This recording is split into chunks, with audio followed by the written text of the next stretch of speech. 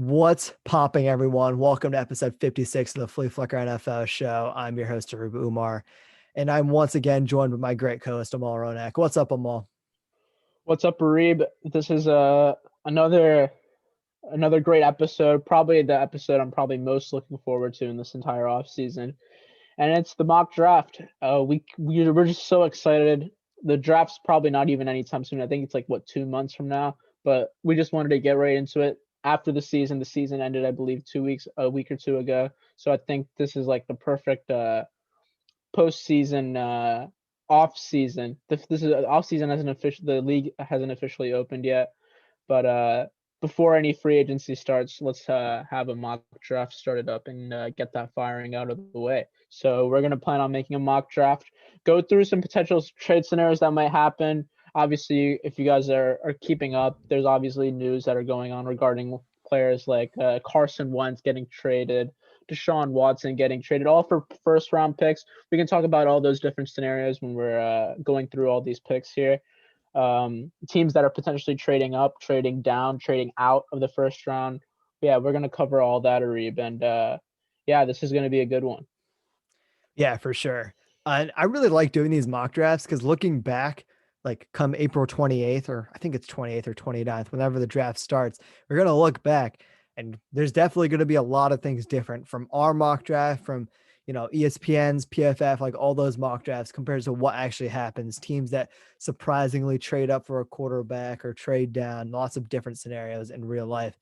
And that's why I like doing these mocks, comparing them to what actually happens. And also, I guess, comparing whatever our limited knowledge on prospects are compared to actual NFL GMs who get paid to do the job.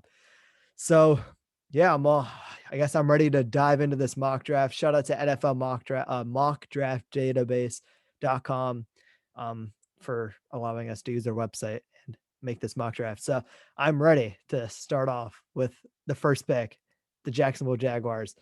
I have Trevor Lawrence, the quarterback from Clemson, going there, and there's a lot of discussion we can do about that. There's even a report coming out today by Matt Miller, who's the Bleacher Report guy, saying that Zach Wilson, the quarterback out of BYU, is actually ranked higher on some people's boards. And I think that's definitely something you can debate, and it's not something I would lean towards. But the Jaguars, their current quarterback, Gardner Minshew, I think Gardner Minshew, to me, he's not a starting quarterback, at least not on a bad team. I think he can be a starting quarterback on a really good team and probably lead to some wins. No Super Bowls or anything like that, but he can definitely be a competent player and he should definitely deserves a spot on an NFL team. But he's not a starting level quarterback. He doesn't have that high ceiling.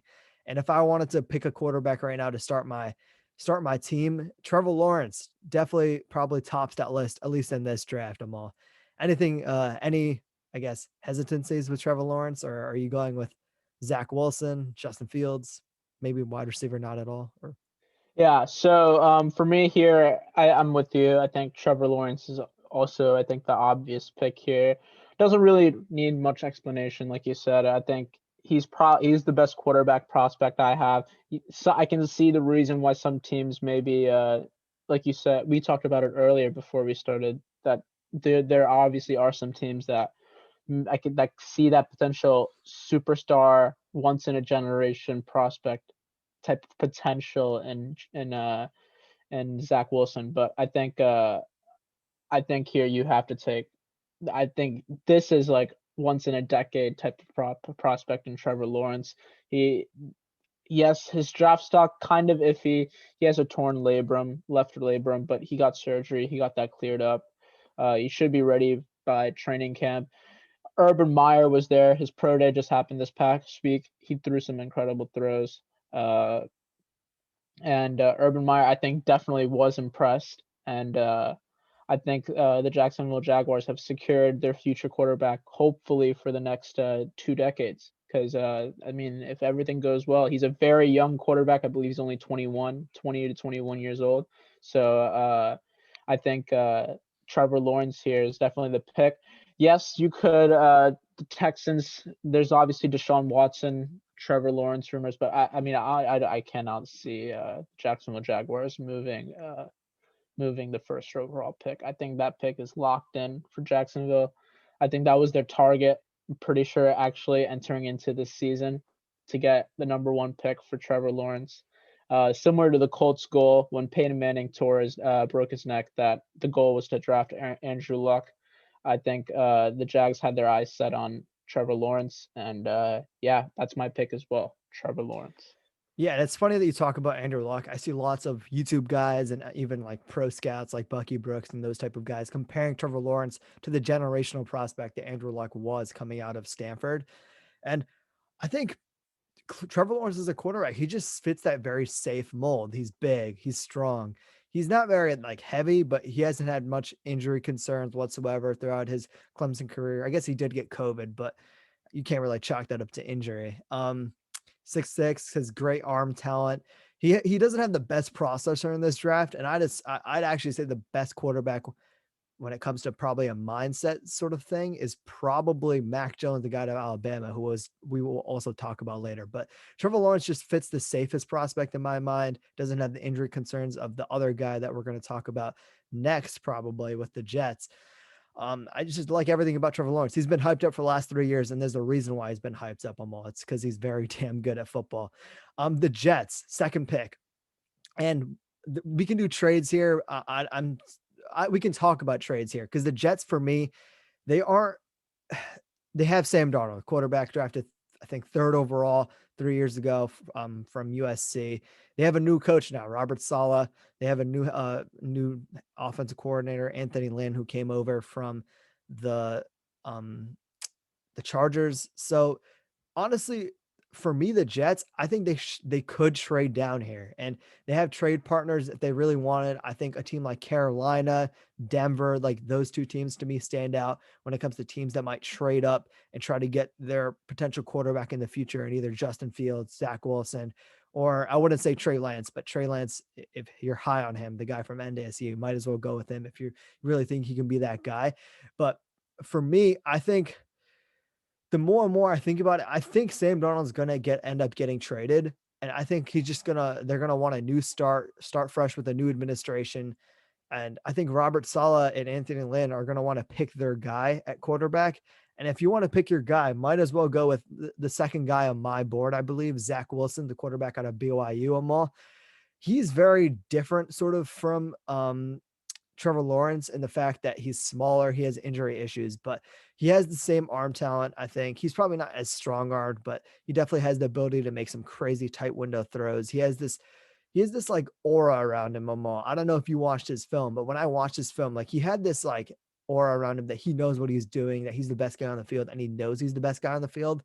And he makes some crazy bonker throws. People actually call him Mormon Mahomes because his ability to like work with arm angles and make sidearm throws and off balance throws is very much up there. Probably definitely the best in this class at the quarterback position. So if I were the Jets, I think they're going to trade Sam Darnold.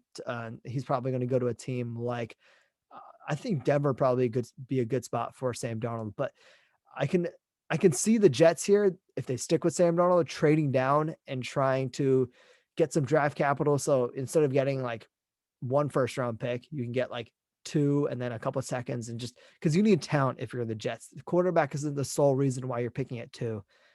You just have holes everywhere. Like I think wide receiver, offensive line, edge, like quarterback, corner, like they have holes everywhere. So I can see them going multiple different routes, but I think Zach Wilson's probably the safest route for me. Yeah, so the Jets, I think their number 1 need, I think, is quarterback. I mean, in this situation, I think Sam Darnold is good. He's been tortured through Adam Gase's BS, to put a lack of words. I think maybe they could stick with him and then draft Penei Sewell. That would be a good option as well. They could draft a receiver like either Jamar Chase or Devontae Smith. They could draft edge here, but I think it's extremely high to draft an edge at 2. And we're going to talk about the different edges that are here in this draft. But yeah, I think this pick, whether it's even picked by the Jets or not, the number 2 pick will be Zach Wilson, no doubt about it. I think that's going to be the pick, whether it's the Jets picking, the Falcons picking, the Lions, the Panthers. the Eagles, any team. Honestly, if the second pick, I think we're gonna have back-to-back quarterbacks in this draft, and I think the second pick will be Zach Wilson. Yep. So going to 3, Miami Dolphins finished as a playoff team, borderline playoff team, 10-6 this year. Just got left out of the playoffs, I believe, at the 8th seed. Really great year for Miami. Just by the way, like their defense is phenomenal. They definitely started to build around their team more. When I look at Miami, the biggest holes for me, I think there's a big hole left by Laramie Tunsil that still hasn't been filled when they traded him to the Houston Texans. And we talked about wide receiver a lot in our personal conversations and along with our friends when we talk about the draft and how we think they should go with a wide receiver like Devontae Smith, because you have an Alabama connection with Tua, who played at Alabama. Devontae Smith played with Alabama. You're getting that connection. Jamar Chase, the wide receiver at LSU, who I have as, I think, a top 3 prospect on my board. I don't know if that's crazy, but that's just my opinion on him. But the more and more I think about it, I think you need to go offensive line. I feel like offensive line is probably a more important position. And the Dolphins actually have a pick at 18. And I have 5 to 6 wide receivers that I've graded in the first round. And I think there's a very good chance that those wide receivers fall. Not Devontae Smith, Jamar Chase, but you're going to get some solid guys later on that we're going to be talking about. So I think just positional value, I have Sewell as my best offensive lineman. And I remember I talked to you about this. Penei Sewell, he's very raw. He's big. He has that length. He has the mobility. The first play I watched of him when I scouted him, he's like, it's a run play and he's literally running out in front of everyone. He looks faster than like a lot of players would think, like especially for a guy who's, I want to say like 320. He's strong. He laid this DB out. He has that physicality to him. He needs to be coached more in the passing game and in the running game, but coaching is something that you can do. And I'm going to, give the benefit of the doubt to Brian Flores, the head coach of the Dolphins, and the fact that I think he's a great coach, and he's not going to be personally coaching Penei Sewell, but I'm sure he's going to find the right guy to coach him. But that's just where I'm leading. I'm leading more towards offensive lineman because I think Penei Sewell is a true generational prospect, and if you can develop him, he has all the physical tangibles to be a legitimate all-pro type of player. Yeah. So for me here, I think here the number one need for the Dolphins is a wide receiver one. I'll be honest. They desperately do need a wide receiver one. What about Devontae Parker, Amal? I think yes, they have Devontae Parker. They have Preston Williams. They have Jakeem Grant, I believe, too. But I mean, those guys, it's not like superstar standout wide receivers by any means or whatsoever. Devontae Parker is good, but they need to build on top of that.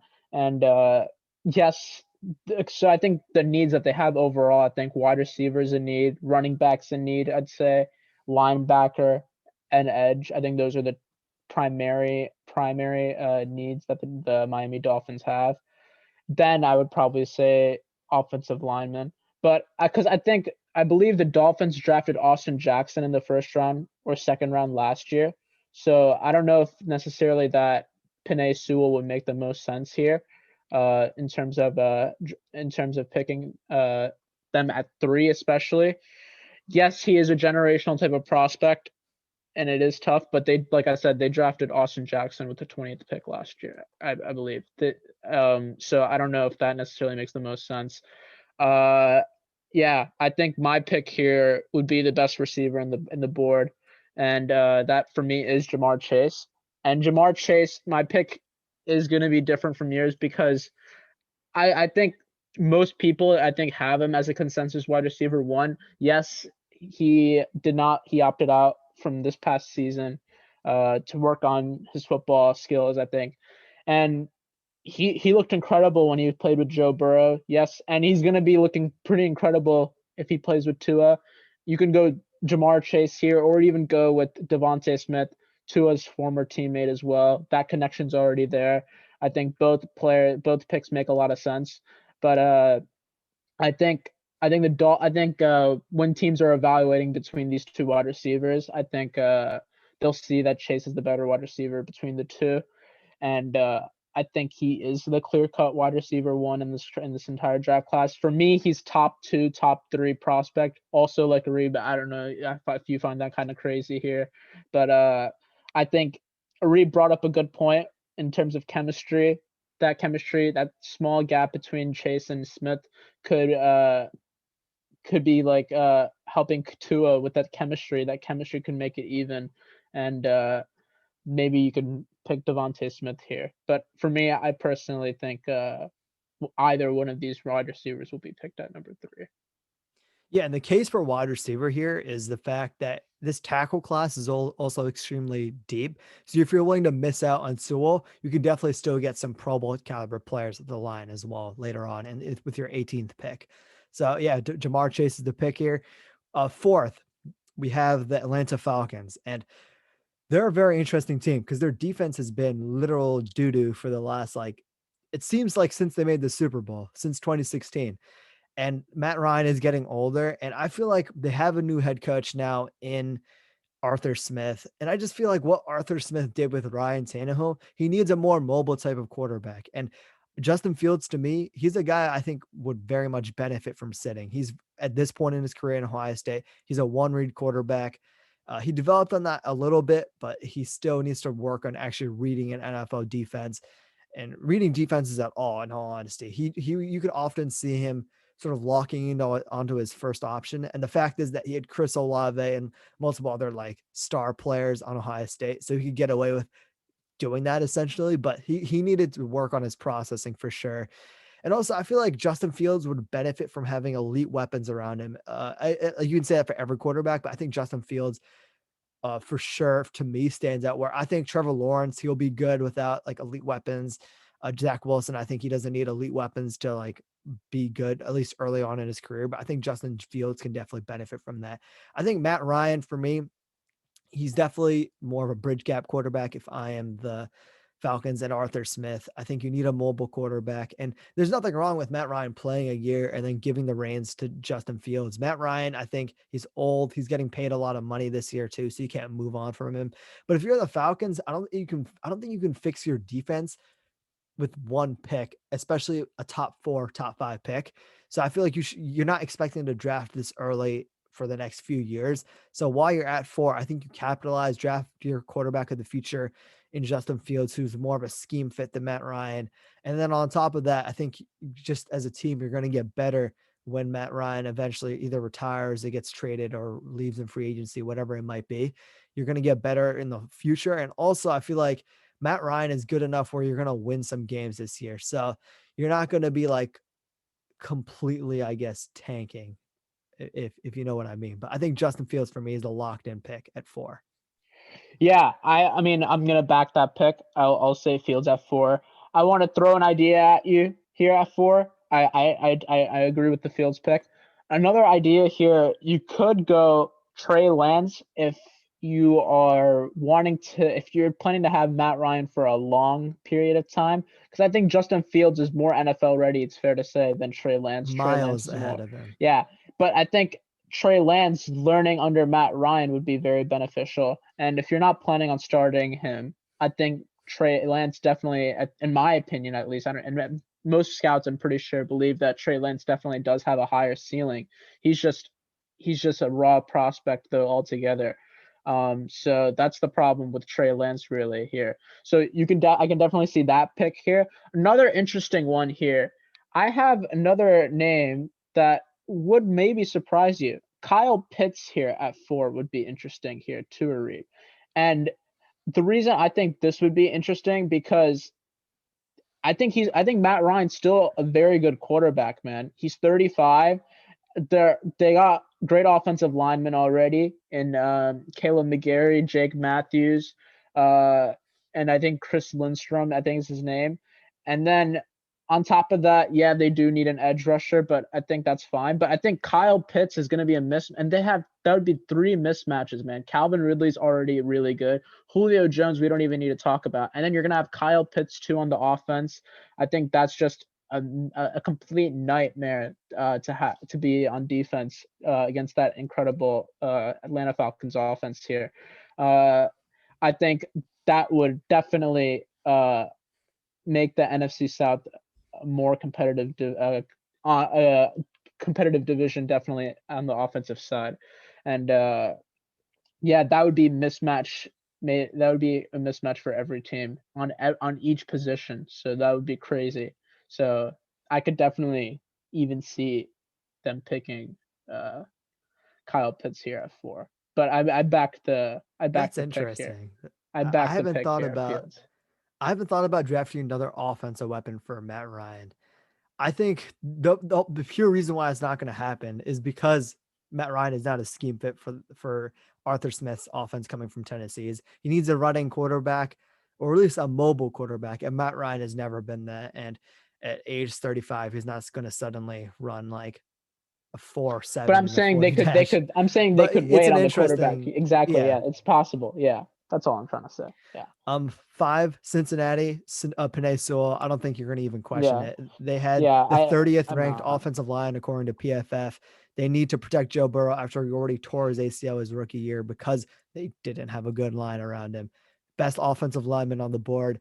At least when it comes to measurables, talent, he's probably the most talented. He doesn't have the most skills, like he's not the most technically sound player, like I said earlier, but it's you hammer this pick because I mean, you just need to get an actual offensive line around Penei Sewell, and you can legitimately get, like I said, an all-pro caliber player in Penei Sewell if he develops. And even if he doesn't develop, he has physical tools to be a good player as it is right now. Yeah, for me here, I'm with you. I think Panay Sewell is the pick here at 5. I think if the Bengals even had the first pick in this draft, they would take Panay Sewell. I think he's just that good.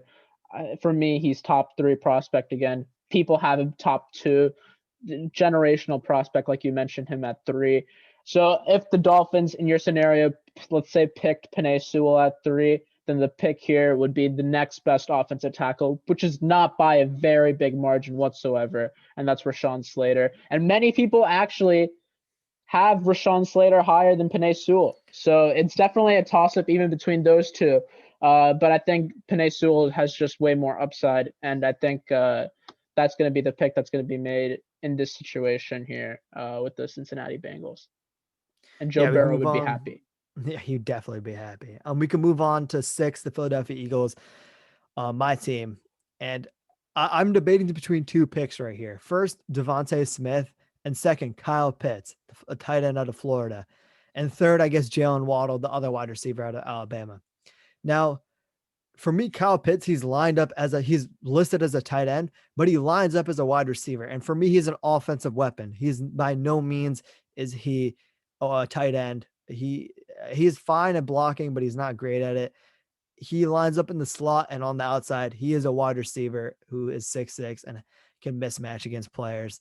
Devontae Smith definitely fits more of your cliche and prototype wide receiver 1 role. He's smaller than I like, only 100, I think less than 180 pounds actually. But at the end of the day, if I had to flip between these two, I think Kyle Pitts is the better player, but the Eagles need to go wide receiver here. They have to, because you essentially failed Carson Wentz because you just couldn't get an adequate, arsenal of weapons around him, and you can't fail Jalen Hurts the same way. And I guess if I were to go with Devontae Smith, I think he's definitely a very technically sound player. He's great at getting open against zone, has some nuance in his route running. He's not the greatest yards after catch guy compared to someone like Kyle Pitts, who is a monster at that. But I'd probably go Devontae Smith here. Yeah, I'm with you. I think also the Alabama connection's important as well. Jalen Hurts did play with Devontae Smith. Mm-hmm. Probably 1 year. I think maybe his freshman year. I think was probably the only year and maybe sophomore year. But Devontae Smith and Jalen Hurts, I think that would be a great combo. Devontae Smith won Heisman. He was the best college football player by a mile this past year, and great fit for the Eagles. Kyle Pitts is another great pick, though. I'm not gonna lie. I've been very high on Kyle Pitts this entire way through looking at these different prospects here. Reed brought up a lot of great points to pick towards Kyle Pitts, but I'm with you here. I think Devontae Smith is the right move. The Eagles have been needing a wide receiver 1 for like the past 10 years, Reeb. Let's be real. And Yeah, maybe for even real. more than that. It literally the only wide receiver one that, yeah, they had Jeremy Maclin, but I mean, even him, they haven't had a real true wide receiver once since probably Terrell Owens that I can truly say stands out to me.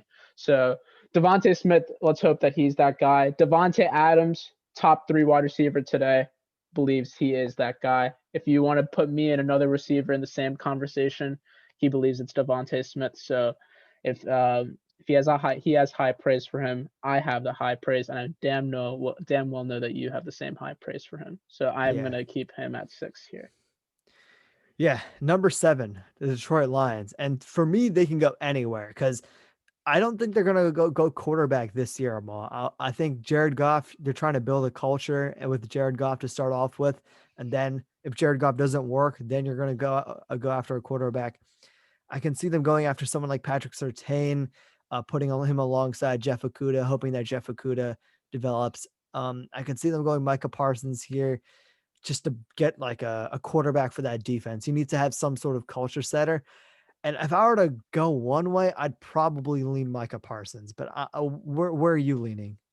So for me, in terms of team need, Micah Parsons fits that exact perfect team need. I think Detroit needs desperately a linebacker. They need a wide receiver then second, I'd say.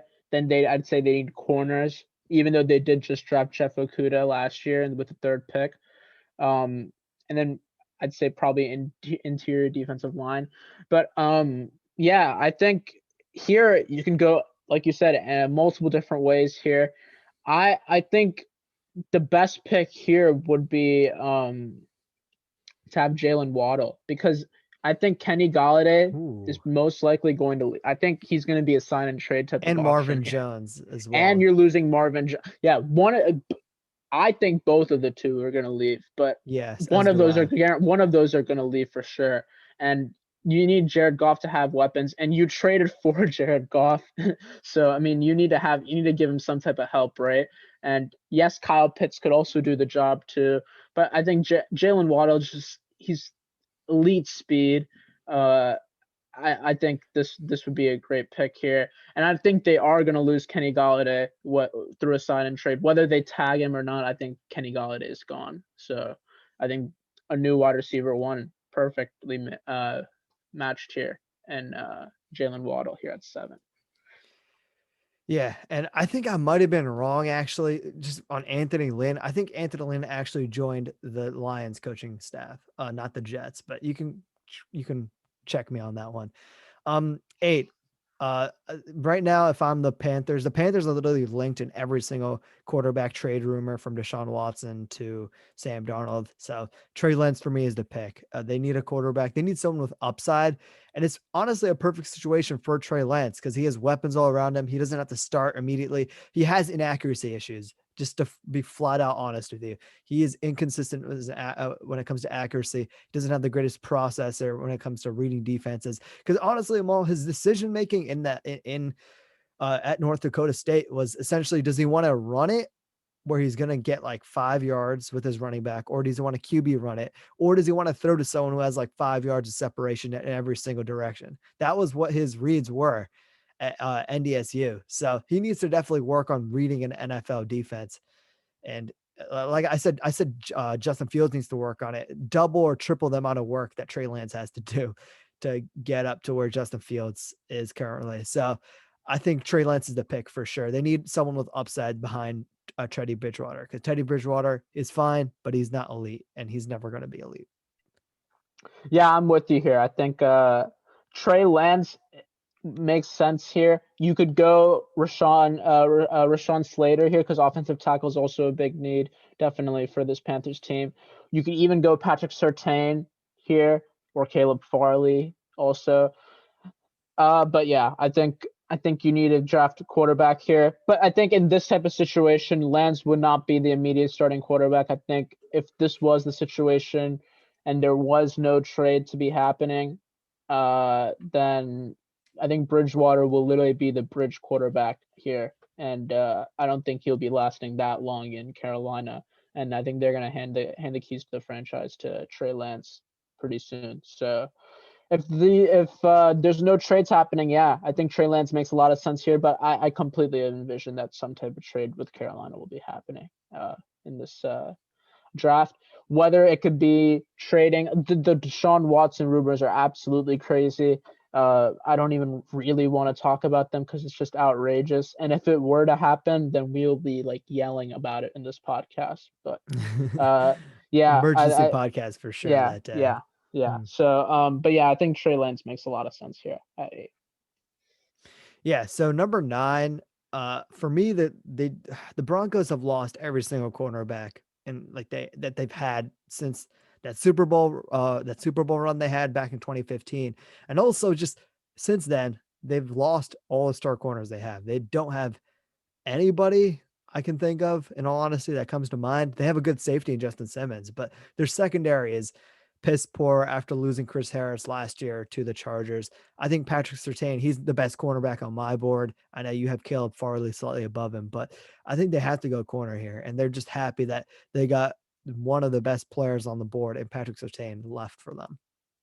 Yeah, I'm with you. I think Patrick Surtain is the pick here, but I am higher on Caleb Farley, but I'll back the cornerback pick here. So I'm okay with Surtain at 9. And I think Yeah. they do have needs at like edge, so they could maybe go Rousseau, and we'll talk about him definitely later down. They could even pick a quarterback. They could pick Mac Jones. They could go multiple different ways here. They could trade up. I could definitely see that if they don't believe in Drew Lock. But I think they do believe in Drew Lock. He was hurt a lot last year, so I think, and he didn't have his full arsenal of weapons. Cortland Sutton was out for the whole year, so I think it's unfair to say to let go of Drew Lock immediately. And that Broncos perspective, I'm pretty sure that's what they have. So yeah, I'm with you. I think Patrick Surtain is the pick here.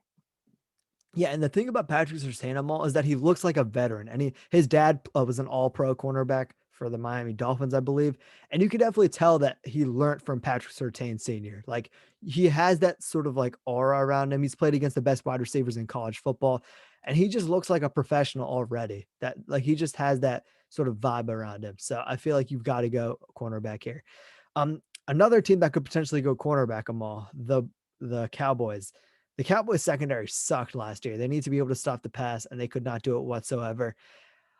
And I personally have JC Horn above the cornerback out of South Carolina over Caleb Farley. The difference between Caleb Farley, though, between him and Patrick Surtain is that Caleb Farley is a true elite athlete.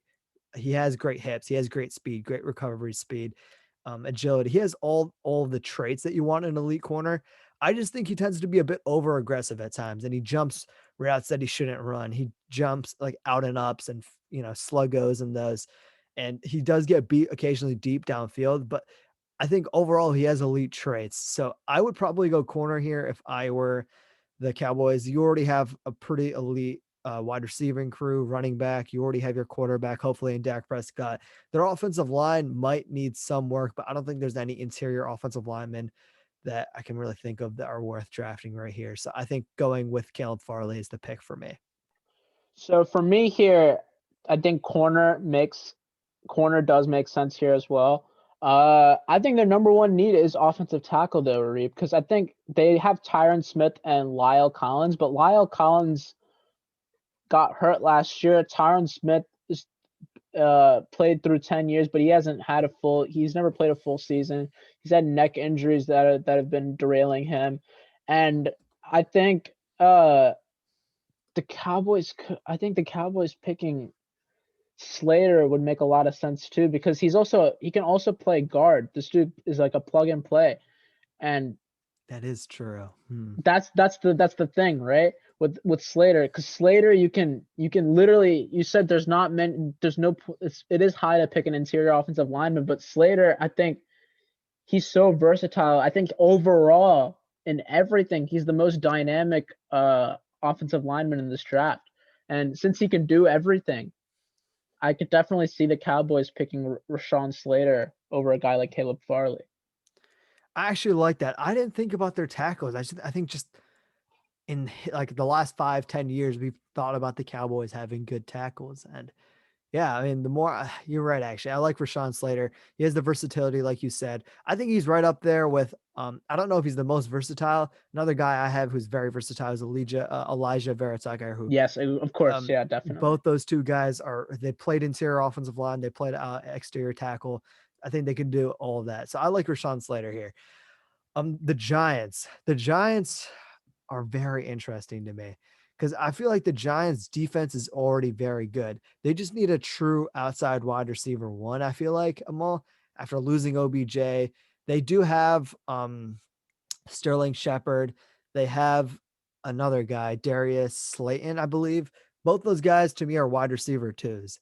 And I think if you want to go for a true wide receiver one, and I mean, if you're going all in on a guy like Daniel Jones, who I would not go all in on, I think the move would definitely be to go with a wide receiver. And the fourth ranked wide receiver on my board is Rashad Bateman. And it might be high for a wide receiver here after the top three have gone already, and Devontae Smith, Jamar Chase, and Jalen Waddle. But I think you need a wide receiver here. And Rashad Bateman, he gives you that route running. He just has the ability to get open. Um, his athleticism is sort of spotty on film. Sometimes he looks like he's the fastest guy on the field. Sometimes he doesn't, but he has the ability to make contested catches. He has all the traits to be a true wide receiver one. That's where my head's at with the Giants. Yeah, that's interesting here. I think the Giants definitely need a wide receiver, no doubt about that. Rashad Bateman 11 is extremely high, by the way. I think that's extremely high. I mean, if if they were to draft wide receiver, they could honestly trade up to get a wide receiver if they're gonna plan on drafting a wide receiver, because I think 11 is a reach for Bateman. I think you could trade down for Bateman. My pick here, if they keep the pick here, Micah Parsons makes a lot of sense to me here. And I think Michael Parsons entering into this year was a top three pick lock. And yes, he opted out. And on top of that, there's been talks that he's had locker room problems. But I think the Giants desperately need a linebacker. And also, I don't know. It's just the fact the dude is just a monster, Reeb. And he's like, what, 6'3", 245. Dude's quick as hell. I think he's like he'll probably run like a 4.3, 4.4. I mean, I'm just extremely high on Michael Parsons here, and I think that for me that would be my move here. Michael Parsons, two Penn State guys and Saquon Barkley on offense, and Michael Parsons on the defense. So for me, I'd prefer to have Michael Parsons here at 11. That's an interesting pick. I haven't thought about Micah Parsons. I actually haven't thought about him falling, period. I usually think he wouldn't fall past the Lions here. But the more I think about it, I think you're getting an elite athlete who needs to be coached up. And you have Blake Martinez there. If you want to really help coach him up, you can get a truly elite, like top 5 defense. You're already like a top 10 defense if you're the Giants. Just keep on making it stronger. Yeah, I understand. If you want to go best player available, which the Giants might want to do, then yeah, I think that's a fair pick there. Sorry, the Niners, 12th pick, cornerback. They're losing Sherman. I think they need to replace him. J.C. Horn for me is a Sherman clone, and I don't remember who they brought in as defensive coordinator for the after Robert Saleh left. But I think when it comes down to, I don't think they're going to change that much because they have at least the same front seven essentially. So they're not going to change that much up. But at the end of the day, I think you need to replace someone. And JC Horn, for me, he has long arms. He's not an elite athlete, but he has an elite understanding of concepts when he has to jump on routes. He's more of a zone corner, which is what Richard Sherman was. I think he's the perfect scheme fit. I know Caleb Farley, you have him as he is more of an elite athlete.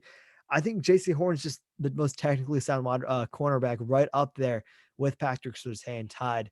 So I would go J.C. Horn just flat out. I think they need to replace the cornerback position that's going to be a void right now. And if you don't have Richard Sherman there, your defense is going to be massively flawed, and you're going to have a hole there. And I think J.C. Horn fits that hole. Yeah, for me here, corner's the move here. I think J.C. Horn, I actually agree with you here. I think in terms of the scheme fit, immediate replacement for Richard Sherman. And I think the biggest needs that the Niners have or left tackle and corner. Left tackle, I'm saying because Trent Williams, he's old now, but I think, And he's also a free agent as well. and You he's have to also a re-sign free him. agent. Yeah, so you have to re-sign him. Yeah, so but I think corner's the move, and I think J.C. Horn is the guy here. 13, we have the Los Angeles Chargers. So this one's going to be interesting. I think they're in need also of an offensive lineman for sure. Uh, Offensive tackle, I'd probably say they need that. They need a corner, and those are probably the two positions that stand out to me that they really need. Here, I think they'd go cornerback, and I think they take the best corner available, and that would be for me Caleb Farley. See, I strongly disagree here. I strongly disagree. They're the 32nd ranked offensive line according to PFF. Like Justin Herbert had no time to do anything. And I think they have to go offensive line. And I said they might even want to go offensive line double dip in the first 2 rounds. I think they had to go offensive line just flat out. I don't think you got to protect your quarterback. You got a new head coach in there. The worst thing you do for a young quarterback, in my opinion, is to either give them no weapons or give them no offensive line. And I think you have to fix that problem before, God forbid, Justin Herbert gets hurt. And on top of that, you're going to open up the running game more. So if I were to go with the tackle Maul, I know you have Elijah Vera Tucker as an interior guy. I think he's more of a tackle, but he can play both. Christian Dorsett. What's your take between those two tackles? Because I think Christian Dorsett is the better run blocker. I think he has the higher ceiling. He moves a little bit better, but I think Elijah Vera Tucker is very safe if I were to go offensive tackle. Yeah, so if you're going, I think you can't go wrong with offensive tackle either. The reason I did say corner, because I think right now, I think last year they drafted Trey Pipkins in the 3rd round. Not last year, 2 years ago they drafted Trey Pipkins. I think it's too early to immediately move on and start immediately invest in offensive tackle. That's the main reason. But I think overall, I think between those guys, I think Christian Darrisaw probably makes the most sense at 13. Yeah. Dorsal is just like a pleasure to watch whenever he's run blocking. He's just phenomenal at it. If you want to open up the run game, and he struggles against elite speed guys on the edge, but I think it's more of a technique thing. He's just sort of slow with his feet in pass blocking downs, and I think he can definitely get that worked out with a good offensive line coach. 14, the Minnesota Vikings. The Vikings to me are an interesting team because I think they could go both lines in all honesty. They can go safety. I think, honestly, I don't know where they go. I think they could go. I want to hear your take on the Vikings because the Vikings to me, they can go too many places and I haven't really like narrowed down where I think they should go. Yeah, this one's interesting for me too. They can go multiple different places here with the Vikings. For me, I think I'd probably lean towards Vera Tucker here at 14. Yeah, I think they're in need. Their main needs, I think, are D line, tackle, D line, safety, and O line. I think those are and interior offensive line. I think Vera Tucker, I think, could definitely play the tackle role or the guard role pretty well. I think those moves would be good. Even picking a guy like Caleb Farley at 14 is also a good move here too. But yeah, I think Vera Tucker would probably be my pick here. I don't know about you. Yeah, cornerback is interesting. They just did draft that cornerback out of TCU last year, whose name I can never remember. They've drafted a couple corners. I think they're going to let them sit and try to learn before you give up on them too early. I think another interesting pick here is if they really want to go big or go home, and he's a player I don't like, but Gregory Rousseau, he's an edge player out of Miami. He was opted out this year due to COVID. I don't like him, but I think he has such a high upside. And also, I think they're missing players like Linval Joseph and other players who they've lost in the interior defensive line recently throughout the last couple of years. Gregory Rousseau, for me, he's a 3 tech. Which for those of you who don't know, you line up on the interior guards. So 3 tech, I think he's going to play defensive tackle and he can play that really well if you want to go that way. But I think offensive line for me is definitely the safer play if I were the Vikings. So I would go offensive line and try to fix that issue. And I don't think Kirk Cousins is the quarterback of the future, but I also don't think they're going to be willing to move on from him yet. I'm talking about quarterback though. The Patriots at 15. I think Mac Jones is the pick. They have to hammer a quarterback. Mac Jones is probably the best processor in this draft class.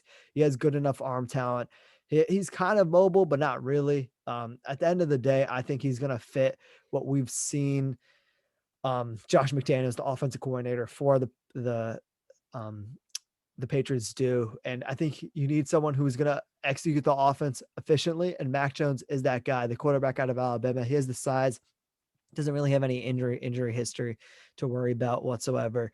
I just think he's a very stable quarterback. I don't think he has an extremely high ceiling when it comes to being an athlete, but as a quarterback, when it comes down to it, it comes down to being able to execute the offense efficiently. And he's going to be filling the roles of Tom Brady essentially. And I think if there's a guy who can be a Tom Brady or at least that type of quarterback where he can execute the offense, a guy like Phillip Rivers, Drew Brees, Mac Jones is that type of guy where his football mind is, you can see him improving every single year, and his ability to read defenses, go through reads.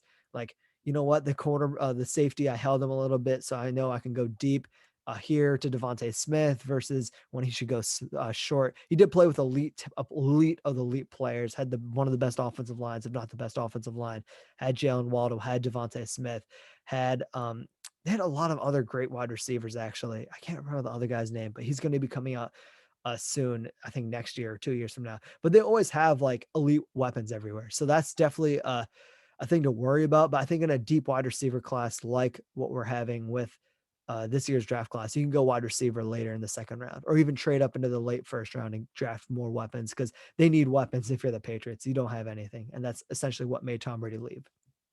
Yeah, for me here, I'm gonna back the Mac Jones pick here. I think Mac Jones makes a lot of sense. I think quarterback is the biggest need right now in New England. Definitely. I don't know if they're gonna bring back Cam Newton and Mac Jones. Immediate answer. I don't think Stidham is it. So yeah, not really too much to discuss here. They do have a need of, I guess, linebacker and wide receiver, but I think quarterback's the most important position here, and I think that's the most important position in need. And I think they don't want to have the worst quarterback in the division. And Mac Jones could potentially not be that. So we can move on to 16 here, Arizona Cardinals. Here, I think the biggest need is corner. They're going to lose Patrick Peterson.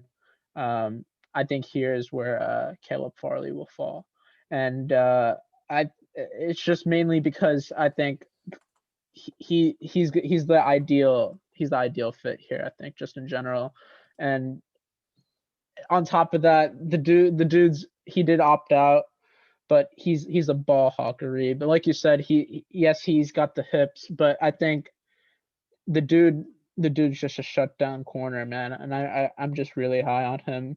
I have him as my number one corner, but I think, like you said beforehand, though, these top three corners are very close. I think you can even put J.C. Horn at one. It's a very small gap between cornerbacks 1, 2, and 3. So yeah, I think Caleb Farley here, or the best corner available, is the best pick here at 16. Yeah, and I had to do research on these other cornerbacks because, from my understanding, I don't think Caleb Farley is necessarily a scheme fit. They run a 3-4, more of a zone defense down there in Arizona, and Definitely, they're yeah. probably mad that J.C. Horn is gone at this point. They're probably really pissed off because I think he's more of a scheme fit. But Caleb Farley, you need an elite player, and when it comes down to it, I think you already have a very good corner in Byron Murphy playing the second cornerback spot. You're going to lose Patrick Peterson, and I think Caleb Farley is going to fill that void with someone who has extremely elite upside. 17, the Las Vegas Raiders. And I've talked about it already. I hate Gregory Rousseau. I think he has no technique whatsoever. I get he opted out and he really only had 1 year of film as his freshman year. So obviously these other guys who had extra years are going to be more technically sound than him. But I just don't think he got shut out way too often for my liking, to say the least.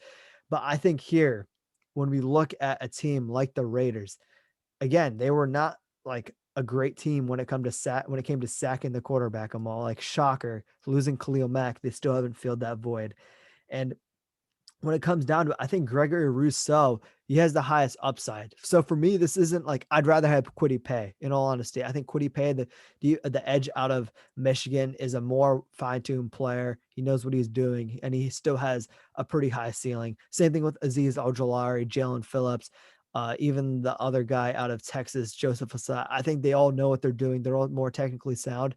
But you got to go big home or go big or go home here. And I think Gregory Rousseau does not fall past 17 because the Raiders have really drafted more conservatively the last few years with Mike Mayock and John Gruden at the helm. And I think they've got to go go big or go home here with Gregory Rousseau because you can't afford to not try to get someone who has the length, has the burst, has all the physical tools to be a truly elite player at the next level. And I think while I like those other guys more, I think Gregory Rousseau has the higher ceiling. And like I said, you need someone who's going to hit for sure.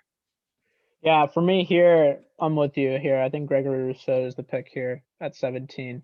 I mean, the dude is just extremely talented. People even have him as a top 10 prospect.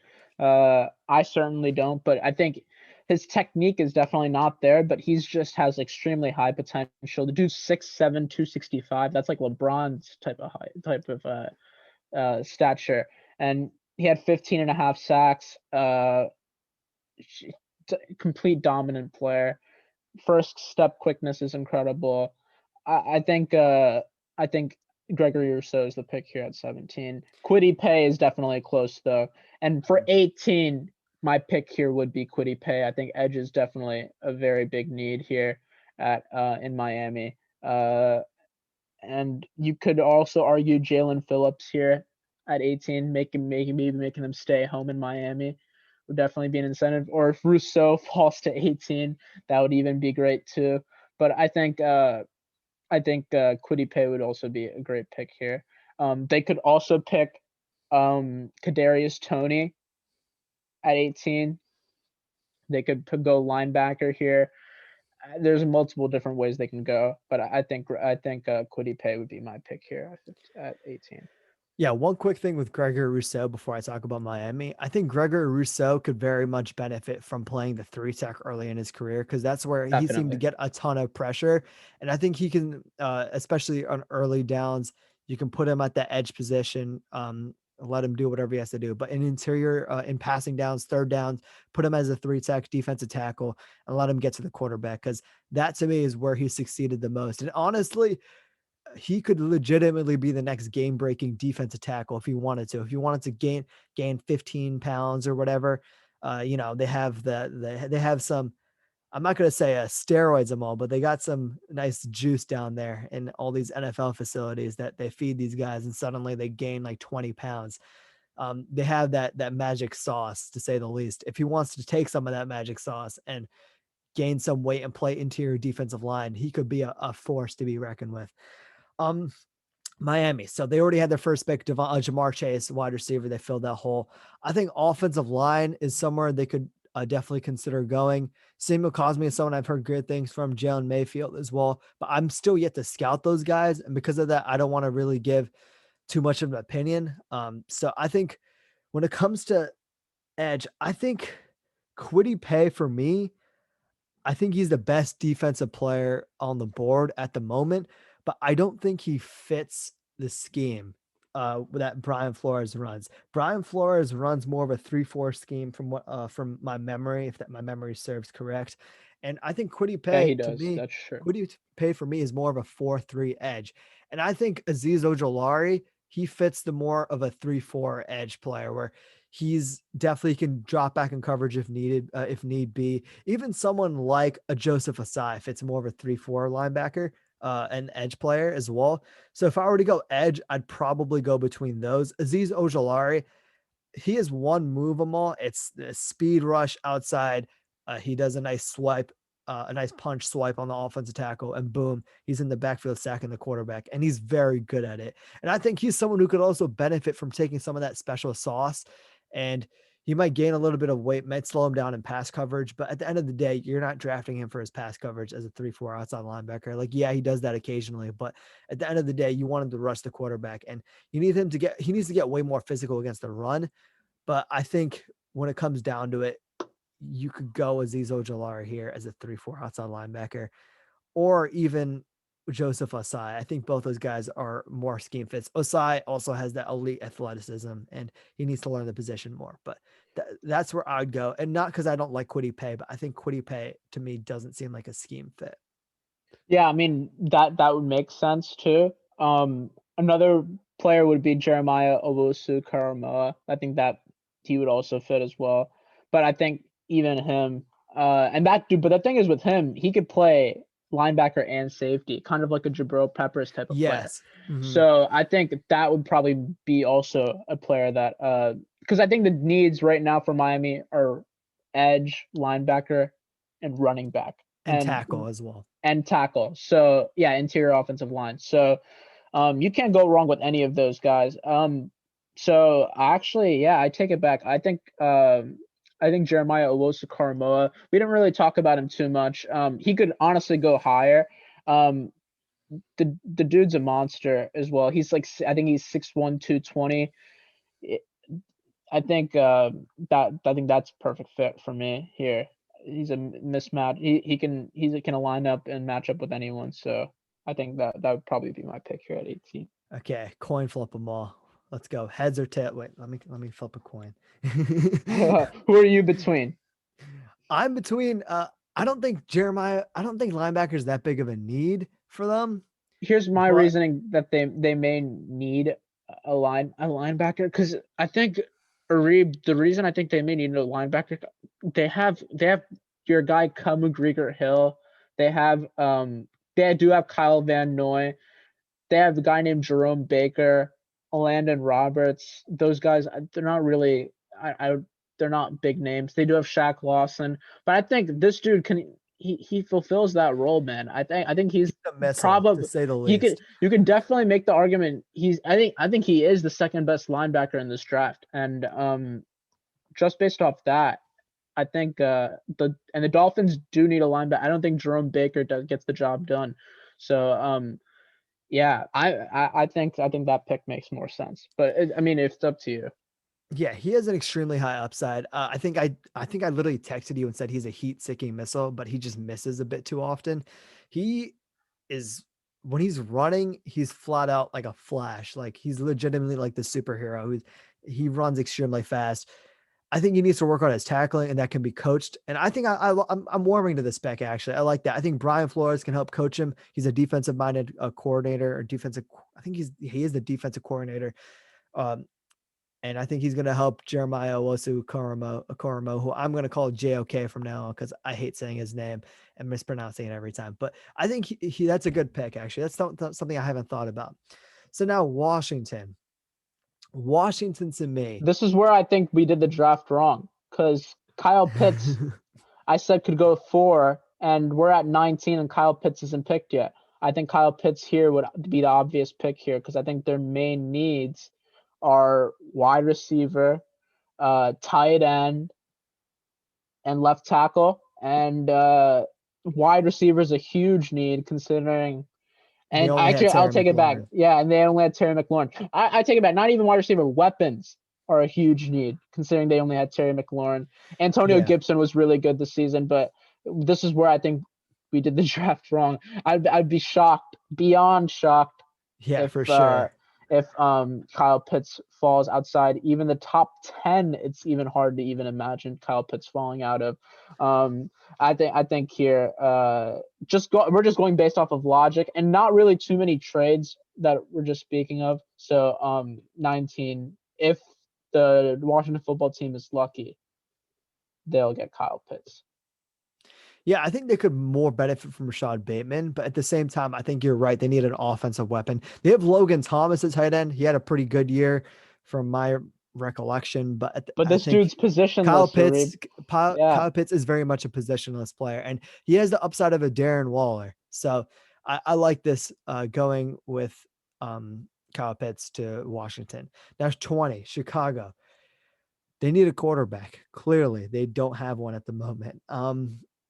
Too early to draft quarterback. It's way too early to draft a quarterback. And we're assuming trades have not happened. Like they haven't gotten Carson Wentz or Marcus Mariota or someone like that, Ryan Fitzpatrick. I think they need to go offensive line. And I think interior Agreed. offensive line for me, I think the name I know the most of is Creed Humphrey, the guy out of Oklahoma. I've heard the most about him. I've heard he's the safest interior offensive lineman. Either him or Wyatt Davis. Both those guys are players that I've heard. Again, I haven't scouted I've only scouted Jalen Mayfield, the rest of these tackles. So if anyone's watching this video, you can definitely roast me in the comments for not knowing the rest of these guys. I'm working on it, guys. Yeah, but I think interior offensive lineman, I think, is the safest bet. And I think Creed Humphrey, from what I've heard, is the safest prospect. Yeah, I'm here.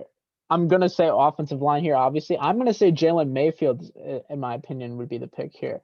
It is close for sure. I mean, O line's O line. At the end of the day, we could honestly flip a coin here, probably even for this pick. But Jalen Mayfield's the run blocker that David Montgomery would dream of, man. This dude's an absolute monster He's when an it comes to, animal. Yep. yeah, when it comes to this dude, like just eats people up in the run block. It's just insane what he did at Michigan. For me, I think that would make the most sense for me here. I think Jalen Mayfield at for the Bears would be my pick here. Yeah, I think that's interesting actually, because we know that Matt Nagy likes to run the football a little bit. And I think depending on who they get their quarterback, like you might want to run it even more. Like if we're getting a Marcus Mariota, I think he can benefit from the play action passing game.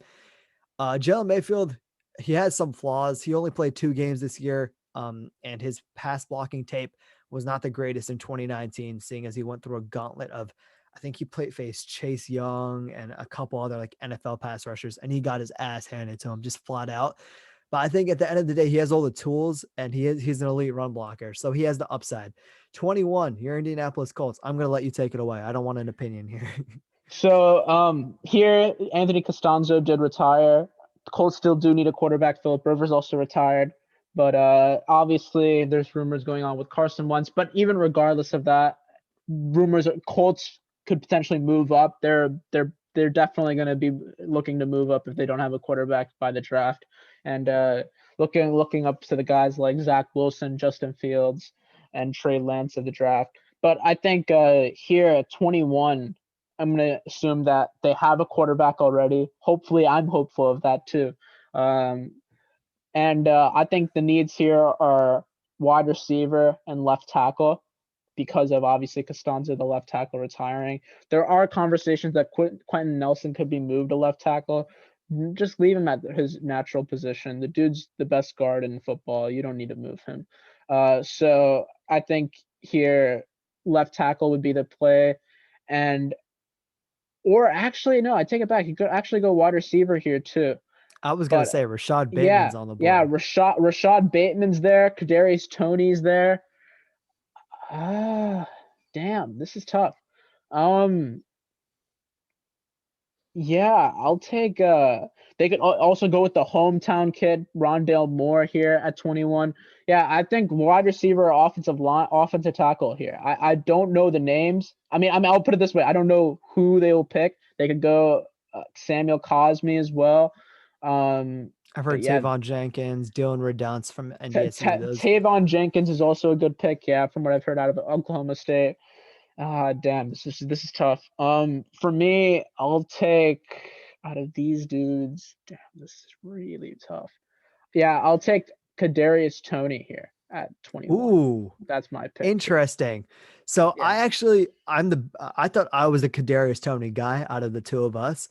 Kadarius Toney, he doesn't have elite deep speed. He's good enough to make a few deep plays in his career, deep touchdowns, whatever he might be. But his his mojo and sort of his strength is running with the football. And exactly. I think you have an elite offensive mind already in Frank Reich who's going to be able to utilize him. Just give him the ball because he might honestly be the best runner with the football in his hands in this class. He's only 5'11", I think 195. So he might be a bit small compared to what other people would stereotypically want in like, a prototype wide receiver. But at the end of the day, he's a monster with the ball in his hands. He looks like he gains his speed goes up, his agility goes up. He gets like a power boost every time he gets the ball in his hands. He's breaking tackles, spin moves, and also he's a pretty good route runner. I think he's a bit exaggerated sometimes in it, where he'll like almost. It's hard to explain, but he'll like he'll over exaggerate his routes a little bit, and he'll look like really weird when he's doing it, but he'll completely shake the guy. I like Kadarius Toney here, the wide receiver out of Florida. He, I don't think he has too high of a ceiling compared to Rashad Bateman, but he's someone who I think can be a contributor at the next level. So the Titans Definitely. here at 22, I Edge, think baby. Edge. edge, they need a more retreat, a 3-4 outside Assuming they linebacker. don't get JJ Watt. Assuming they don't get JJ Watt, who I don't think is going to come here. I think Yeah. Joseph Asai is the pick. Joseph Asai, I just scouted him today. He's more of a 3-4 outside linebacker. And he's also a guy similar to Gregory Rousseau, who he was able to actually no, Azeez Ojulari's on the board too. Shoot. But Joseph Kwity Asai, Paye is too, and Jalen Phillips, dude. Jalen Phillips is also a good pick here the too thing at is they 22. run a 3-4 defense, Amal. That's Yeah, my thing. but the So thing is though, here, even though they run a 3-4, it's just the fact that they have Vic Beasley already, and I'm just going based off of like the tools that Jalen Phillips has. And I think the dude's arguably the most talented edge rusher in this class. And I think you have to go based off the talent base. And yeah, the formations may not be exactly aligned towards what the Titans may want, but I think for me here, I'm surprised even Kwity Paye has fallen this low. Yeah, I mean for me I'd be between Kwity Paye and Jalen Phillips here. That's just me though. okay. I think I'm gonna lean Joseph Asai because I think Joseph Asai for me, and maybe it's recency bias. I literally just watched him. I think the scheme fit here definitely goes to Asai and Azeez Ojulari, but they have Harold Landry already, and I feel like Harold Landry and Exactly. Azeez Ojulari are very similar players, Yeah, and that they're more definitely. of a speed rusher. Joseph Asai has a bit more power to him. He does have that speed. He can drop back if you need him to. I think We he's a agree with the scheme edge pick. fit. Yeah, you just need to go edge here. I think Osai, and honestly, including Gregory Rousseau, the top 5 edges are all like neck and neck to me. They all do different things really well. Some of them are really well balanced, and Jalen Phillips, who I think is phenomenally balanced. And Jalen Phillips, the reason I'm not going him, I think I like him a lot, but like I said, he's not a scheme fit. He dropped back in coverage with Miami, and every time he did it, I just wanted to claw my eyeballs out because he just looks so unnatural doing it. I think Joseph Asai is a scheme fit, so I'm going that way. The Jets. This is where I'd go Azeez Ojulari here because of this. This is where scheme fit matters. And I think especially when you're going to the defensive man himself, Robert Saleh. I think the dude's just his alignment's on point. I think he's the dude that's quick off the first step. High motor, production's amazing. I think Azeez Ojulari would probably be my pick here, or What's your Kwity take? Paye. I think Kwity Paye is the better player. I'd probably go with Kwity Paye here. I think It's one of the two. Yeah, it's one of the it's two. either But I Kwity. think, what about Rashad Bateman They out could go of? wide receiver here, but I think here's the thing: they're They're gonna picking get early. They're they're picking early in the second round. Oh, yeah, 34 here. and I think players will fall. they're most likely gonna get a free agent. And you don't want to assume it, Mhm. obviously, but I think they're willing to spend big money. I'm pretty sure on like a guy like Will Fuller, Juju Smith-Schuster, Allen Robinson, all those guys. I know for a fact that the Jets are gonna be big buyers in the free agency market for wide receiver. So just based off that, and on top of that, they do have already an early second round pick. I think I'm gonna pick edge here. So up to you between Kwity I Paye. think Kwity Paye fits more of what Robert Saleh wants. I think he's a strong run defender. He has all the tools to be a great But scheme pass though, Arif, defender. He's a scheme. 4-3. Robert Saleh is a 4-3, and I think Kwity Paye is a 4-3 defensive end. He is, but I think he is, but I think he's I also the best player, Amal. I think he's the best he player. He's a scheme fit. he's the He best player on likes he's what, the best player on the board. So I guess yeah, he also is probably the best player on the board. and I think, like I said, Azeez Ojulari, Jalen Phillips, those guys, like it's all neck and neck. I think at the end of the day, it comes more scheme fit and what you want to do here. The Yeah, Steelers. I definitely. think they just lost one of the Pouncey's twins. I don't remember which one. They lost one of them to retirement. I think the Pouncey twin might be a Hall of Famer. Both of them are very Both good of them players. could be. Yeah. Um, I think they could Offensive go tackle, offensive tackle. I also think about running James back. Yes, Conner is going sir. to hit free agency, and I think Najee Harris, Travis Etienne. I like Najee Harris here because I think he brings sort of the Le'Veon Bell vibe, where Najee Harris is the most patient running back I've seen since Le'Veon Bell coming out. He knows how to get his blocks set up in front of him, and then he knows when to go. He's great power. He's a good receiver. Not as good as Travis Etienne, but he is a good receiver.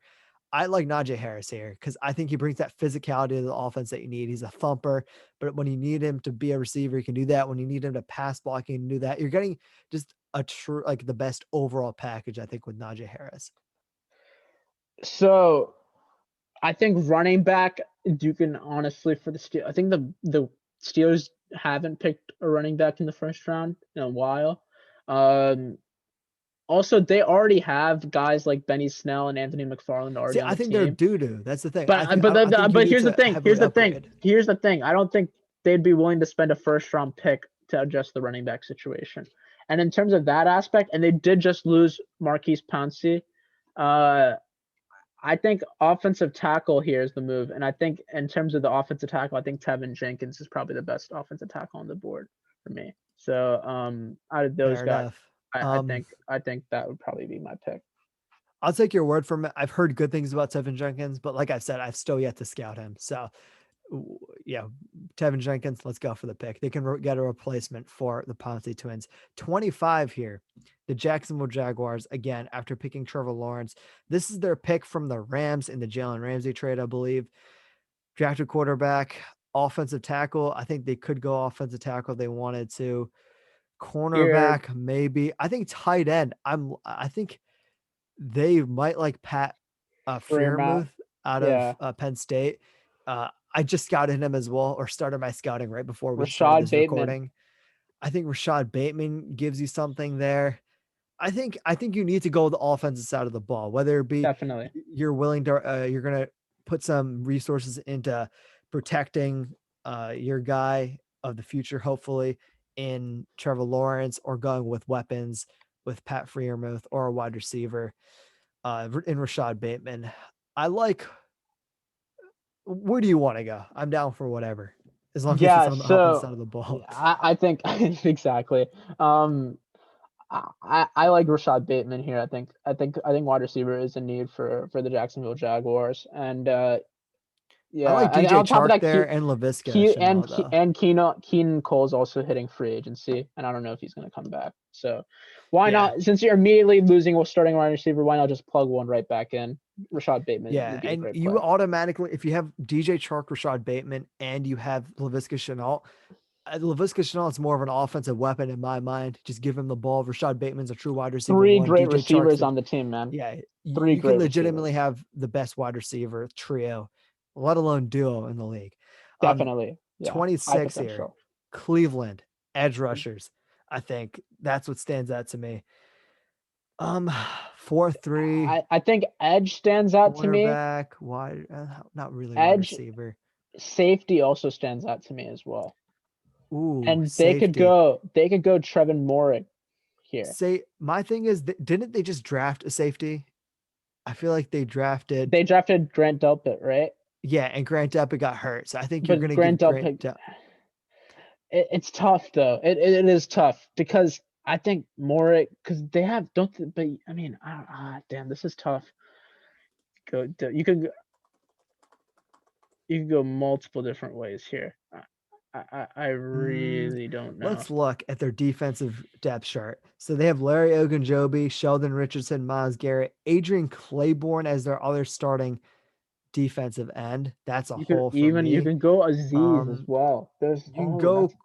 You already have Denzel Ward. So if you want, I haven't scouted these corners, but I've heard great things, especially about Asante Samuel, who's more of a Yeah, I man-to-man haven't covered scouted him. Yeah, corner.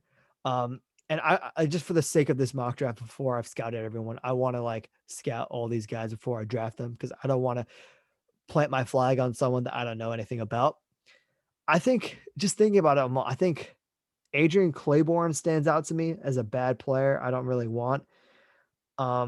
They have Ronnie Harrison already playing safety back there, along with Grant Delpit, who will come back. I think I like the defensive end spot, and Jalen Phillips probably fits just from like my Yeah, 2 cents. yeah. I think here safety's not a bad idea here. I think Aziz is a better pick. No, because Aziz can also play linebacker too. So I like Potentially, Aziz. you can coin flip between these two guys. Yeah, I'll take Aziz Aziz here. Ojulari brings the speed while you got Myles Garrett bringing the power. Honestly, Aziz Ojulari is a bit light to be playing 4-3 defensive end, but he's at the end of the day, he has the speed and he can have that He's magic sauce if it's he wants. around the yeah. He's opposite of Myles Garrett, dude. He's the opposite towards Myles Garrett, and Myles Yeah. Garrett's a And I think Myles monster. Garrett can help him with his technique too in his run game. I like this pick. Aziz Ojulari, Jalen Phillips, either one. I think And they're then good picks. 27, I think is going to be the loser out of those two. I think Jalen Phillips here at 27 would probably be my pick here. They could go. They're They about could. the Ravens are about to lose a ton of edge players. So They're about to lose Yannick. They're about to use. I think they might be losing. Um, who are they about to lose? But they're about. I think I like the edge pick. I could also see wide receiver here. I think if you want, and if you want to go wide receiver, the name that stands out to me is Terrence Marshall. I think Terrence Marshall is the only true wide receiver one potential guy I see coming out of here. And I really like that. Edge players, just looking at who they're about to lose them all. They're about to lose Matthew Judon to free agency, Yannick. I believe they're about to lose Titus Bowser as well, Tyus Bowser. So they're about to lose starting edge yeah, let's go players. edge here. Let's go edge here. Yeah, Jalen Phillips. yeah, that's a steal by the way at 27. I like that pick because Yeah, honestly, you can flip flop these. I think either way, I think Jalen Phillips is probably more of a scheme fit there. Aziz Ojulari more of a scheme fit there, but you need edge players. So whichever one you like more. I think Aziz Ojulari gives you an elite trait for the Browns, and I think Jalen Phillips is just overall a very sound player. He has some spin definitely moves in him that none of these other guys has. His spin move, like all these other guys, need a good inside move. Jalen Phillips already has a good inside move, so I like that pick. 28, the New Orleans Saints. Saints. Yeah, this is interesting. So I And think see, here this is they're interesting because later in the draft, you can go anywhere for these teams because they're all good teams. exactly. I think their main need here is well, obviously quarterbacks a need because they don't have one starting yet. That's assuming Drew Brees officially announces that he's done with football. There's only rumors. He needs to officially say that. I think Jabril Cox, maybe out of LSU, linebacker. That would not be a bad pick here. I think that's high. I think if you want to go linebacker, the best one on the board is Zaven Collins for me. I have him as my second ranked. You can go Jamin Davis, linebacker. You can go Chase Surratt as well. I haven't looked at Zaven Collins. Maybe that's why, but I'm not extremely high on Zaven Collins as high as you are, per se. Yeah, I think needs for the Saints, just looking at their depth chart, I think they need someone opposite rather, of Cameron Jordan. They need a cornerback. They need a wide receiver Well, too. So corner's not a bad pick if too. they wanted to Yeah. go Terrence Marshall and get someone outside of um, Michael Thomas, who is a legitimate, like I said, a legitimate wide receiver one, and you're just helping someone like Jameis, who's presumed to be the successor for the Saints. I like that pick as well. Terrence Marshall or Zaven Collins, or there aren't really any edge players. I guess Jason Owa, Carlos No, that's Basham, Patrick too Jones, early. but Too they're all early. three players. Like I said, I haven't scouted them yet. I think Jason Owa, from what I've heard, speedster, Carlos Basham, power, Patrick Jones, also power and speed. Like he's probably the most underrated passer from what I've heard. I don't know. Where do you want to go with this, Amal? You think Well, I think here the biggest need I think is linebacker. So if you believe Zaven Collins is that dude, I think then go by all he's means such a go great for it. pass. Like his pass coverage is the best out of these linebackers, Amal. He already has that natural sense when he's dropping back in zone. It's like I just like everything I see from him. And honestly, he's 260. He probably going to run like a 4.5, 4.6. He's remarkably speedy. Probably the best tackler. I think he and Micah Parsons are up there for best linebacker tackler in this class. 28 wide receiver here. for the Packers. I think you need to go wide receiver here after 29, yeah. skipping it. Terrence Yeah. Marshall for me fits it. Rondale Moore, those two. Terrence Marshall more of a wide receiver one. Rondale Moore, just give him the ball and let him run. Yeah, but here's the thing. You already have Devontae Adams, so Terrace Marshall may be that guy, but I think you could go either. I think either Moore, even Elijah Moore, but I think that's a reach. So I think Rondale Moore maybe, but Terrace Marshall is just as good as a pick here. But it's just the fact they already have the same player in Devontae Adams, obviously. So Yeah. I think I like that complimenting Rondale Moore. I know I said Kadarius Toney was the best runner of football, but right up there with he's like 1B. It's yeah, too and I close. think you can also add Jalen Darden, the wide receiver out of I think North Texas, is it? Yep, North Texas. Those three guys to me are the best runners in this wide receiver class. And they're all hella elusive. They know how to run with the ball in their hands. Rondale Moore, 5'9", 180 pounds. He doesn't really look that small, and he plays really physical. He has massive injury flags. Otherwise, he'd probably be he'd be above Kadarius Toney for sure, at the very least. Definitely. 30, Buffalo. We're almost finishing this mock draft out. Buffalo. Najee, running back. That's my pick here. And I think that's probably good. They do need, I think my opinion, that Buffalo may need a corner because they got burned in that Colts game. I still can't get over that. Corners, linebackers, an offensive tackle. I think those are the three needs. So maybe even Nick Bolton, linebacker out of Iowa, is also not a bad pick. But Najee Harris is probably my guy here. I'm high on Najee. And you can't have Josh Allen lead your team in rushing. That's all I'm trying to say. Yeah, I mean, we talked about it, and longtime followers of the podcast will know we talked about how they just didn't have a running game for almost the entire season. They needed one. Zach Moss, I've warmed up to this pick. Zach Moss did not seem to do anything. I think Devin Singletary, he gives you more of that good second, more of a third down running back, and I think he gives you that elusiveness. He's also a very much an elite runner with the football in his hands. But Najee Harris is a true of running back one. The Chiefs, I think they could go offensive line. I think definitely they might lose more players than Sammy Watkins, I believe, to free agency. So if they wanted to get a wide receiver, I could understand that. I think the offensive line left a bad taste in the mouth of Andy Reid. So Alex Leatherwood would probably be my guy here. You told me about not Alex Leatherwood. I think either him or the other Alabama dude. I think Landon Dickerson's his name. But I think that's too high. I don't know if that's too high for him. Interior offensive linemen, I think Creed Humphrey and Wyatt Davis are the two moves. I think their tackles are fine. I think interior offensive line is exactly. I think that's their need. That's my thing. Creed Humphrey, Wyatt Davis, flip a coin them all. Which one do you like? Yeah. I mean, I'll be honest. I haven't looked too much into. I've obviously looked at the top of the offensive line board. Haven't offensive looked line too class much. is extremely deep. Have not looked into the interior offensive line as much as I should have. So yeah, I'm gonna say here, Wyatt Davis is my pick. Sure, let's go for it. I've no clue who. I have to look into these guys. Obviously, Landon Dickerson may actually be good. I have to look into that. But yeah. Finally, finishing it off, first round, the Super Bowl winners. We have the Buccaneers sitting at 32 here, and they really need to go best player available. Thinking of their needs, I think they're gonna lose Ndamukong Suh to free agency potentially. They might lose Shaq Barrett, so I can understand maybe going Christian Barmore to fix that hole that you might potentially have.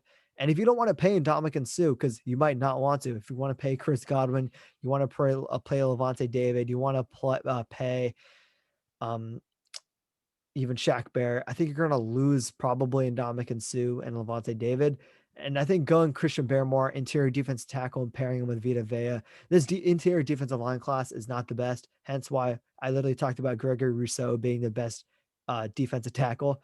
Christian Barmore, I think he's the best defensive lineman, and if he's an interior defensive lineman, he's going at 32, which shows you how bad this a DL class is. But I think he fits a hole that could potentially arise due to free agency. Yeah, I think Christian Barmore is probably the pick here. I think their needs here are D line, interior offensive line, I think as well. and I believe they also need edge help as well, because I think right now they don't have any because of free agency.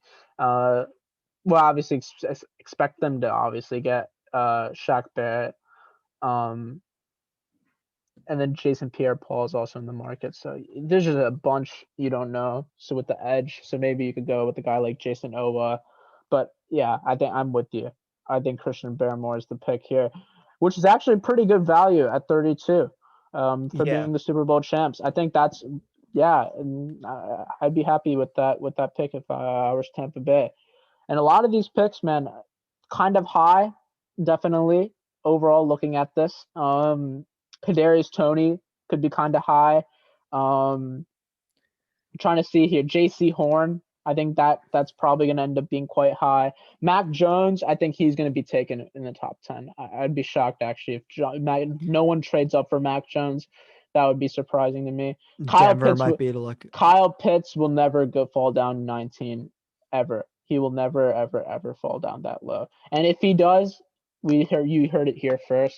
But no, it just would not. It would never happen. It would literally never happen. I think Kyle Pitts. He's honestly wide receiver too. Like if that's what you want to I actually do believe. Here's the thing. I do believe he is a better prospect than Devontae Smith. So even with the Eagles pick, you could go Kyle Pitts. So it's crazy that you can go from 6 to 19. But it's just the fact that these teams need way bigger needs than wide receiver / tight end. Yeah, exactly. So that's why I have Kyle Pitts we have Kyle Pitts accidentally really there. That's a good way of saying it, accidentally. I think the late 20s. I think everything is Rondale Moore. Maybe no. I think he can also go I think first he round. Can go first round. Yeah, I think these dudes can all go first round. Biggest like snubs of the first round. I think Travis Etienne is up there. I don't see two. I can't see two running backs go first round. I think that'd be it'd be. I can only see one of the two going first round. I can't see both going first round. That's my thing. Yeah, and I have before we finish, I have an interesting question for you. Where do you think Kyle Trask gets drafted, and will he get drafted in the first 2 rounds? Because Kyle Trask is probably, I think he's definitely the 6th best quarterback in this draft class.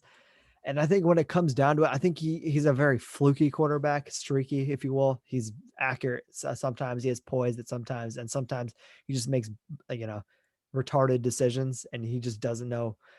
You don't know what you're looking at. He's very inconsistent. But if I'm thinking for a team that needs a quarterback and they want to invest in the 2nd round, like I don't know who would want him, because I think a lot of these teams already addressed it. Maybe you could go with a team like Washington football team, Denver. I think Washington's a decent shot, actually. Denver.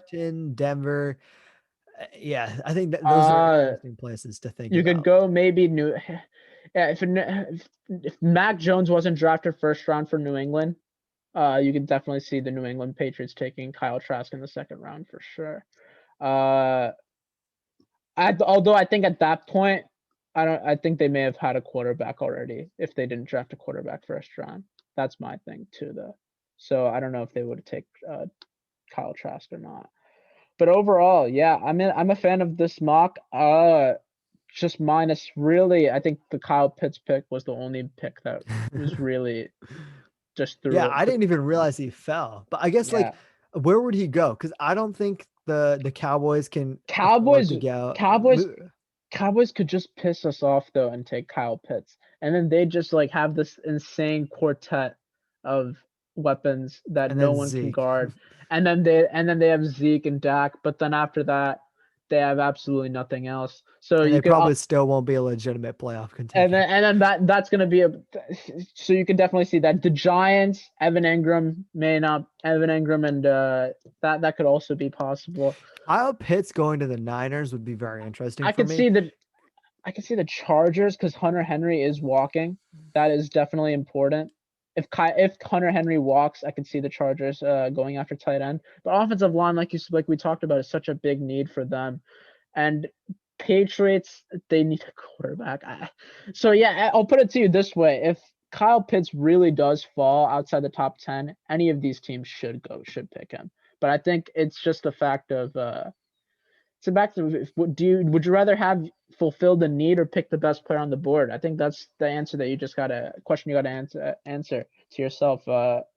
If we're picking based off team need for most of these picks rather than best player on the board, if we pick best player on the board, Kyle Pitts would be gone inside the top 5. So, but yeah, like I said, I'm really a fan of this mock. Probably minus Kyle Pitts, but yeah, I like this, man. Great mock, and I'm looking forward to see. We're probably gonna make more in the future leading up towards the draft. There's gonna be trades that obviously are gonna happen. I expect definitely that this order will not stay the same by draft day. I'm very positive of that. And if it does, then I am let down. But I know the NFL will never let me down here, and I think we're gonna be in for a hell of an offseason, Reeb. Yeah, I mean, I agreed with everything you say, as I usually do. Every offseason seems to get more exciting than the last of them all, and this offseason did not break the trend and will not break the trend going into the future. But yeah, I think overall, I like this mock draft. Kyle Pitts might be a bit high, but low rather. But other than that, I like what we said here. I think we had some good player analysis, and I'm hyped to do future mock drafts in the future. So that is it from me. Episode 56 of the Fleaflicker NFL show. Thank you for listening, and badum ching. Peace out. Adios and bye.